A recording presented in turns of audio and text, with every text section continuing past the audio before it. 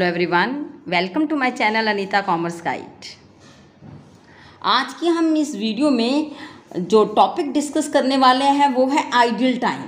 Now what is ideal time? Ideal time is the difference between the time for which the employee is paid and the employee's time booked against the cost objective. देखिए, अगर employ को हम payment कर रहे हैं 8 घंटों की, पर अगर उसने वो जॉब पर टाइम स्पेंड किया 7 आवर्स, तो इसमें से 1 आवर क्या होगा? Idle time. लास्ट वीडियोस में मैंने आपको बताया था कि आइडल टाइम को हम 2 भागों में बांट सकते हैं, normal and abnormal idle time, और उसकी क्या ट्रीटमेंट होती है वो भी मैंने लास्ट वीडियोस में आपको डिटेल में बताया था। आज जो हम करेंगे, एक प्रैक्टिकल सम करेंगे आइडल टाइम के ऊपर और समझेंगे कि आइडल टाइम और आइडल कैपेसिटी में डिफरेंस क्या है। तो आज का जो मेन टॉपिक होगा, what is the difference between idol time and idle capacity और यू कैन से फैसिलिटी। तो आइडल टाइम को कभी भी कंफ्यूज नहीं करना चाहिए आइडल कैपेसिटी के साथ। Why? Because idle capacity is the unused capacity of a plant. वो प्लांट की अनयूज्ड कैपेसिटी है, इक्विपमेंट है या डिपार्टमेंट है which can not be utilise profitably. So idle capacity is related to the unused production potentiality, whereas idle time, this is related to the time which is not utilized on production. तो हम कह सकते हैं कि idle capacity वो सारी production facilities का एक हिस्सा है जो आपके लिए, जो काम के लिए अवेलेबल नहीं है in the time being. Idle capacity is that part of production facilities which is available, which remains unutilized. भी है तो सही अवेलेबल, लेकिन हम उसे यूटिलाइज नहीं कर रहे हैं। तो ideal capacity is entirely different from ideal time, right.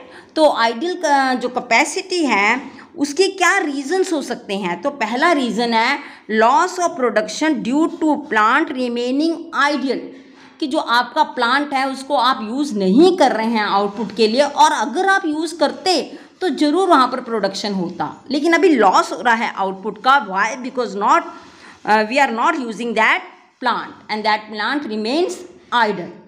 और दूसरा रीज़न है imbalance and interruption in other operating department. Why? Because plant remaining idle leading to loss in output. तो ये फिर से वही है कि कुछ ऑपरेटिंग डिपार्टमेंट में कुछ ऐसी इंटरप्शन है, प्लांट रिमेनिंग आइडल रह रहा है आपका, फिर भी प्लांट जो है वो या मशीन ही अवेलेबल नहीं है या ज़्यादा मशीन्स नहीं है as per the number of labour you can say.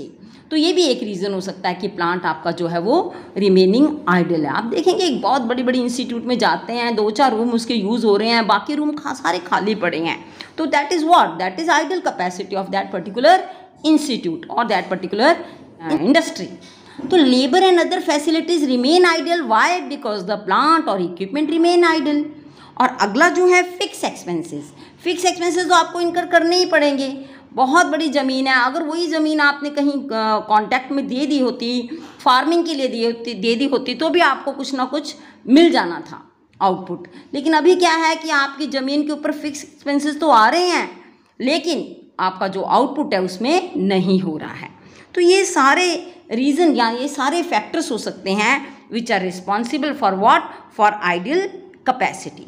तो आज हमने ये देख लिया कि क्या डिफरेंस है आइडल टाइम और आइडल कैपेसिटी। क्योंकि आइडल टाइम तो 2 प्रकार का हो सकता है ना, एबनॉर्मल आइडल टाइम और फिर जिसमें आप अवॉइडेबल और अनअवॉइडेबल आइडल टाइम हो सकता है, और उसके सारे फैक्टर्स होते हैं। तो that is different from idle capacity. अब देखिए, आइडल टाइम में arise due to internal power failure, क्योंकि इंटरनल पावर फेलियर हो गई है, क्योंकि वो आपने वो उसको रिड्यूस किया जा सकता था अगर आप प्रॉपर इंस्पेक्शन रखते या पावर प्लांट की मेंटेनेंस रखते। तो आइडल टाइम जो है उसको आप कंट्रोल कर सकते हैं अगर वो अवॉइडेबल है, राइट। अब नॉर्मल आइडल टाइम तो आपने देना ही है, चलो लंच के लिए, टी ब्रेक के लिए, that time we should give, that is called as normal idle time. तो टाइमली जो है मटेरियल दे दीजिए ताकि मटेरियल की वेट करने के लिए टाइम ना वेस्ट हो। प्रॉपर मेंटेनेंस रखिए प्लांट एंड मशीनरी की ताकि वो आइडल टाइम को रिड्यूस कर सके। तो ये जो कई टेंडेंसी है to conceal idle time should always be discourage and preventive step should be taken to avoid this idle time. Management का ये एम होना चाहिए कि how to eliminate controllable idle time and on a long term basis reduce even the normal idle time. पे पूरी कोशिश करनी चाहिए कि लॉन्ग टर्म में जाकर इवन आपका जो नॉर्मल आइडल टाइम है उसे भी कैसे आप रिड्यूस कर सकते हैं। तो ये अभी हम देख रहे हैं। तो आइडल टाइम तो मैंने अभी आपको बता दिया, time which is not utilised by the labour, that is idle time. तो अब हम एक प्रॉब्लम मैंने आपके सामने डिस्प्ले की है, उसको अभी हम सॉल्व करने जा रहे हैं। ये आपके सामने प्रॉब्लम है, इसे अच्छी तरह से देख लीजिए। इसमें ये बताया गया है कि स्टैंडर्ड कैपेसिटी जो यूज़ है और एक्चुअल कैपेसिटी जो यूटिलाइजेशन है in respect of a machinery for a particular month are 90% of total available hours. जितने भी अवेलेबल आवर्स हैं उसके कितना यूज़ हो रही है, 90%। और जो 80% है वो स्टैंडर्ड कैपेसिटी यूजेज है उसकी। टोटल अवेलेबल आवर्स आपको जो सम में दिए हुए हैं वो 200 दिए हैं, right. And the following data is available that time in waiting for material 10 hours है, time in waiting for tool 6 hours है, सडन ब्रेकडाउन है 10 आवर्स। तो ये hourly fix cost of the machine is ₹43 and the operator is paid at ₹70 per hour. You are required to report the idle time cost to the management। अब इसमें हम एक idle time report तैयार करेंगे, पर उसके पहले हम सवाल को इस सम को सॉल्व करने की इस सम को हम सॉल्व करेंगे। पहले वर्किंग नोट्स बना लेती हूँ, फिर आपको बताऊँगी कि कैसे आपने आइडल टाइम रिपोर्ट तैयार करनी है। तो सबसे पहले हम वर्किंग नोट में क्या करेंगे कि देखिए आपको प्रॉब्लम में कितने अवेलेबल हैं। टोटल जो आपको टोटल अवेलेबल आवर्स हैं जो आपके पास वो कितने दिए हैं वो देख लीजिए आप। वो दिए हैं आपको 200 और जो स्टैंडर्ड कैपेसिटी आपको दी है, स्टैंडर्ड कैपेसिटी यूजेस जो दिया है आपको वो दिया है आपका 90%। तो देखिए अगर आप 90% 200 का निकालेंगे, अगर आप 200 का 90% निकालते हैं तो ये कितना आ जाएगी, कितने आवर्स आ जाते हैं, 180 आवर्स आ जाते हैं आपके पास। अब देखिए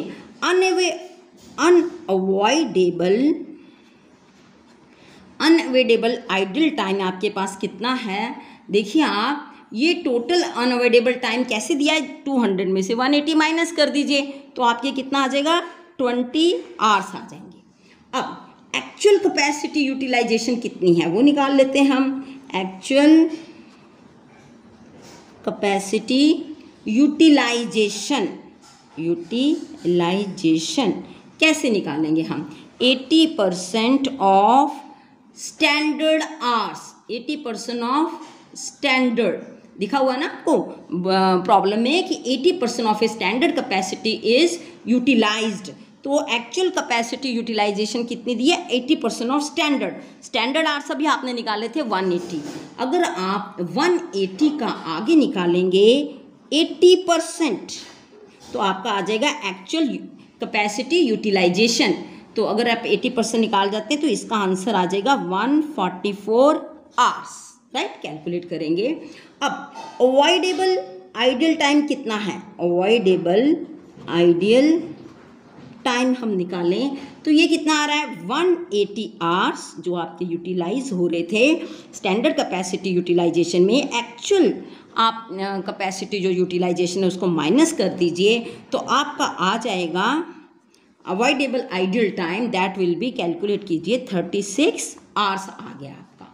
अब हम निकालेंगे इसकी कॉस्ट। तो कॉस्ट आपको दी हुई है, दो प्रकार की कॉस्ट दी है। एक तो दी है फिक्स कॉस्ट, वो कितनी दी है आपको, 43 रुपीज़। और आपको दूसरी कॉस्ट कितनी दी है, ऑपरेटर को कितना पे कर रहे हैं आप, 70 रुपीज़। तो ये दोनों कॉस्ट है, fix cost plus operating cost which is given in the problem. तो टोटल कितना आ गया आपका, इन दोनों को ऐड करेंगे 113 रुपीज़ आपकी टोटल कॉस्ट आ गई है। तो ये आप एक बार देख लीजिए कि टोटल अवेलेबल आवर्स 200 थे, उसकी स्टैंडर्ड कैपेसिटी यूजेज निकाले आपने 90% 180। अवॉइडेबल आइडल टाइम कितना है, 20 आवर्स। वो कैसे आया, 200 में से 180 माइनस कर दीजिए। एक्चुअल कैपेसिटी यूटिलाइजेशन कैसे आया, 80% ऑफ स्टैंडर्ड आवर्स निकाल लीजिए, आपके आगे 144 आवर्स। अब अवॉइडेबल आइडल टाइम कितना आ गया, 180 माइनस 144 दैट इज 36 आवर्स। और फिक्स कॉस्ट आपको ऑलरेडी दी हुई है 43 रुपीज़ प्लस 70 रुपीज़। तो ये टोटल कॉस्ट आपकी कितनी आ जाती है 113। अब हम जो है इसका तैयार करेंगे रिपोर्ट।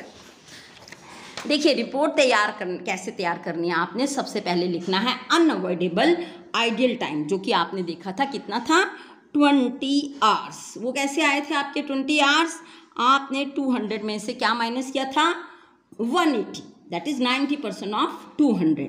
तो ये आपका, अब इसकी कॉस्ट कितनी आएगी, देखिए सिंपल, आपने कॉस्ट को 20 को मल्टीप्लाई करेंगे 113 के साथ, जो टोटल कॉस्ट हमने निकाली थी, आपका यहाँ आंसर आ जाएगा 2260 रुपीज़। और अब इसको कहाँ लिखेंगे, कैसे लिखेंगे, देखिए how we are going to treat it, this will be merge in the standing order number और production order of the worker, that is it will be treated as direct labour cost. तो ये तो आपकी direct labour cost में ही adjust हो गई है, क्योंकि इसको आप अवॉइड नहीं कर सकते। अब हम देखेंगे avoidable idle time.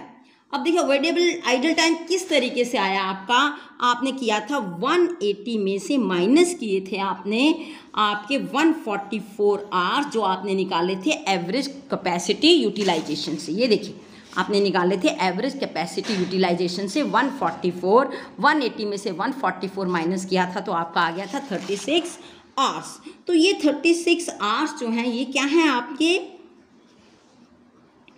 Avoidable idle time, right. तो ये इस तरीके से आप लाइन लगा दीजिए। अब हम इस 36 आवर्स की कॉस्ट भी निकाल लेंगे सारी की सारी, राइट।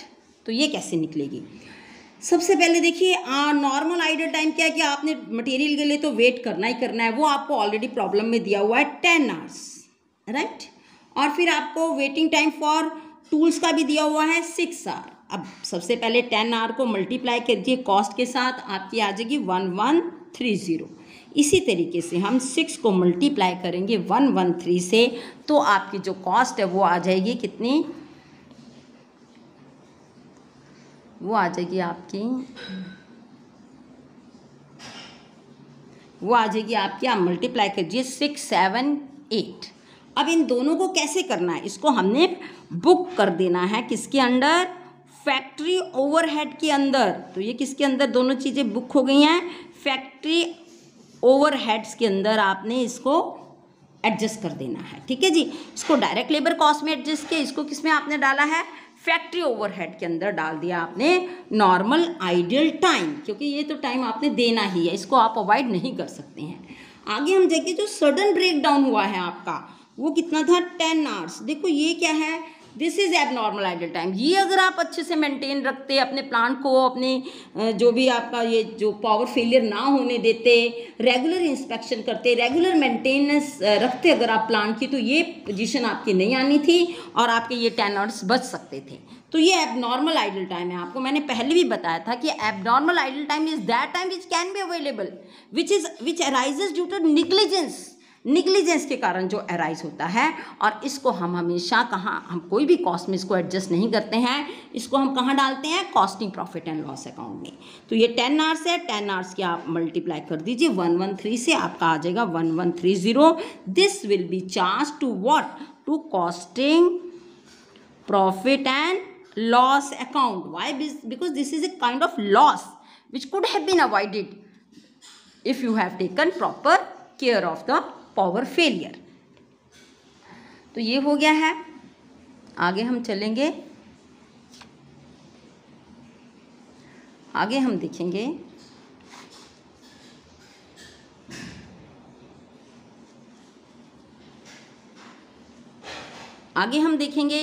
आगे बढ़ेंगे।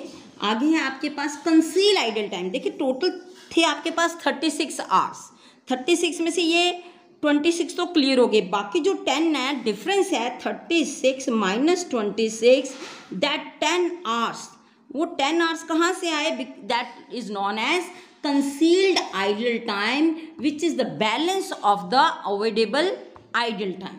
तो ये 10 को भी आप मल्टीप्लाई कर दीजिए 113 को, तो आपका ये भी आ जाएगा 1130। ये जो है this we have to treated as what, we would have treated as what, overhead cost। इसको हमने कैसे ट्रीट करना है, ओवरहेड कॉस्ट के जैसे ट्रीट करना है।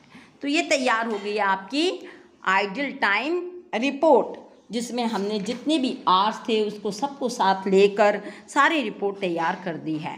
तो यही तरीका है आइडल टाइम रिपोर्ट को तैयार करने का। तो स्टूडेंट्स हमने फ्रेंड्स आज कंप्लीट किया है आपका आइडल टाइम रिपोर्ट बनाई है और ये भी समझा है कि आइडल टाइम और आइडल कैपेसिटी में क्या फ़र्क होता है और अवॉइडेबल आइडल टाइम क्या होता है, नॉर्मल आइडल टाइम क्या होता है, अब नॉर्मल आइडल टाइम क्या होता है, ये भी क्लियर किया है। और आइडल टाइम को कैसे जो है मैनेजमेंट प्रॉपर अगर वो ध्यान दे तो उसे कम कर सकती है और अपनी जो प्रोडक्शन कैपेसिटी है उसको और आगे बढ़ा सकती है। तो आगे जो हम करने वाले हैं वो हम करेंगे ओवर टाइम। तो आप मेरे साथ ऐसे ही बने रहिए, हम कॉस्ट अकाउंटिंग के सिलेबस को आगे बढ़ाते जाएंगे। तो अगली वीडियो जो होगी that will be based on over time. तो ओवर टाइम प्रीमियम क्या है, उसकी ट्रीटमेंट कैसे करते हैं, ओवर टाइम के फ़ायदे क्या हैं, कैसे कंट्रोल किया जा सकता है ओवर टाइम का, तो ये टॉपिक रहेगा अगली वीडियो का। तो होप आपको मेरी ये वीडियो पसंद आई होगी और आप मेरी इस वीडियो को ज़रूर लाइक करेंगे, शेयर करेंगे और मेरे चैनल को ज़रूर सब्सक्राइब करेंगे। Thank you very much.